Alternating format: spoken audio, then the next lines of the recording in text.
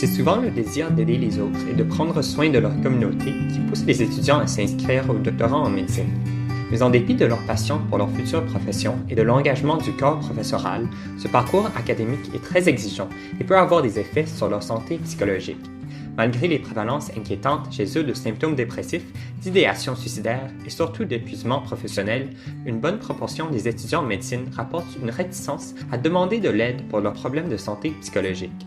Qu'est-ce qui explique cette situation et comment pourrait-on travailler à la modifier? Prévalence. Une méta-analyse internationale faite par Rothenstein et collaborateurs a trouvé une prévalence de symptômes dépressifs de 27% chez les étudiants en médecine. Les études longitudinales montrent que ces symptômes tendent à augmenter à la suite de l'entrée au programme. Au Québec, l'enquête Sous ta façade, publiée en 2019, montre qu'environ 35% des participants résidant en médecine rapportent des symptômes dépressifs de modérés à sévères. D'après les données de l'enquête pan-québécoise, 12% des résidents en médecine ont rapporté avoir eu des idéations suicidaires dans les 12 mois précédant l'enquête, à comparer à 9% chez les étudiants universitaires tous cycles et programmes confondus. Enfin, l'épuisement professionnel touche particulièrement les étudiants en médecine.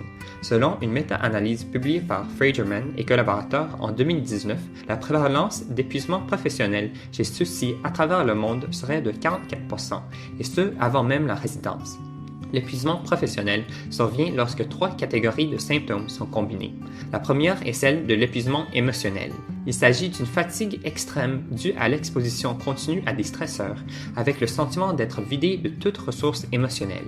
La deuxième catégorie de symptômes touche la dépersonnalisation. C'est le fait d'adopter une attitude négative et détachée, de se désengager de son travail et de ses relations avec ses collègues, et de développer des conceptions péjoratives et cyniques à leur égard. La troisième catégorie de symptômes concerne le faible sentiment d'accomplissement. Cela inclut une faible estime de soi et un sentiment d'inefficacité au travail et de ne pas être à la hauteur. Facteurs de risque. Quels sont les facteurs de risque ou de protection pour la santé mentale des étudiants en médecine? Sur le plan individuel, les étudiants adoptant des méthodes d'adaptation active, comme une bonne planification du temps et des stratégies de restructuration des pensées, comme le recours à l'humour, l'optimisme ou le recadrage d'expériences difficiles, arriveraient à mieux réduire leur stress. D'autre part, les attentes trop élevées envers soi-même, les autocritiques lorsqu'on ne répond pas à ses attentes et une tendance à réserver peu de temps pour ses loisirs ou à s'isoler socialement sont des facteurs qui augmentent le risque de vivre des problèmes de santé psychologique. Malgré toute la bonne volonté du monde pour protéger leur bien-être, les étudiants en médecine ont aussi besoin d'un environnement qui le favorise. Aussi, regardons les facteurs contextuels qui posent un risque pour la santé psychologique. La grande charge de travail, les horaires remplis et imprévisibles, les sanctions académiques très strictes et l'esprit compétitif au sein des programmes figurent parmi les facteurs de risque. Les universités québécoises ont instauré un système confidentiel voué aux dénonciations de harcèlement et d'intimidation. Malgré cela, un sondage réalisé par la FMEQ révèle que des proportions inquiétantes de participants avaient été victimes ou témoins d'intimidation ou de harcèlement, telles des pressions à travailler de longues heures, commentaires racistes, sexistes ou homophobes, cris et harcèlement sexuel. Pourtant, moins d'un cinquième d'entre eux ont agi pour mettre un terme à ces situations problématiques, notamment parce qu'ils croyaient que cela ne changerait pas la situation ou qu'ils avaient peur de représailles.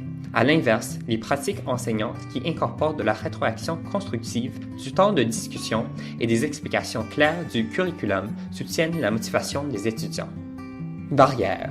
Malgré les taux de prévalence inquiétants pour les problèmes de santé mentale, une méta-analyse révèle que moins de 16% de ceux ayant une dépression ont cherché un traitement. Les raisons les plus communes à ce phénomène seraient la peur, de la stigmatisation, de répercussions sur leurs opportunités de carrière et d'être questionnés à la suite du dévoilement. Une autre barrière communément rapportée serait la peur d'apparaître comme faible ou manquant d'éthique de travail. En effet, les études tendent à montrer que la culture médicale peut encourager un perfectionnisme parfois mal adaptatif et le silence pour ceux ayant une dépression, et ce afin de paraître fort ou en contrôle.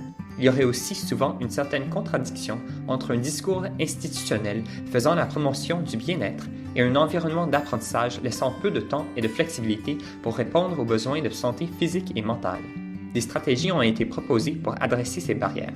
Par exemple, offrir par défaut aux étudiants quelques séances de consultation confidentielles avec un thérapeute, de réserver des plages horaires pour les rendez-vous personnels et de privilégier les accommodations et modifications au programme pour que les arrêts de travail ne soient utilisés qu'en dernier recours. Finalement, pour déstigmatiser les problèmes de santé mentale, il a été proposé que les médecins, dans un rôle de modèle, osent dévoiler les problèmes qu'ils ont rencontrés et les démarches qu'ils ont faites pour les dépasser.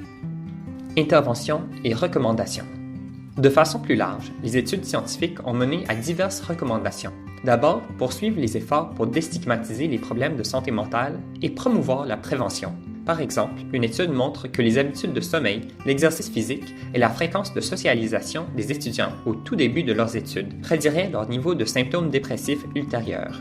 Une autre avenue serait d'enseigner aux étudiants à reconnaître les manifestations des problèmes de santé psychologique. Selon Fragerman, les programmes de groupe sur la pleine conscience et résilience et la mise en place d'une option confidentielle du dépistage seraient efficaces pour diminuer la dépression et l'anxiété à court terme. La réduction du temps de travail a aussi été testée chez les internes et a obtenu de bons résultats. Enfin, selon Holding et ses collaborateurs, il serait crucial d'offrir aux étudiants universitaires des programmes conçus pour les aider à gérer les demandes en lien avec l'atteinte de leurs objectifs de carrière, sans pour autant sacrifier leurs besoins psychologiques de base. Ressources. Le comité bien-être de la FMEQ a répertorié les ressources mises en place par les 4 universités québécoises offrant un doctorat en médecine. Connaissez-vous bien les ressources mises en place dans votre université? Visitez le lien ci-dessous pour le savoir. Conclusion. En terminant, selon les chercheurs, les prévalences de problèmes de santé psychologique trouvés chez les étudiants et les résidents en médecine pourraient affecter à long terme la santé des médecins, mais aussi la qualité de soins médicaux. En veillant à leur bien-être, les étudiants en médecine travailleraient donc à l'atteinte d'un objectif qui leur tient vraiment à cœur, mettre leur talent au service de la population en prodiguant les meilleurs soins possibles. Les étudiants et les institutions universitaires ont déjà atteint de belles réussites pour favoriser le bien-être. Poursuivons le travail.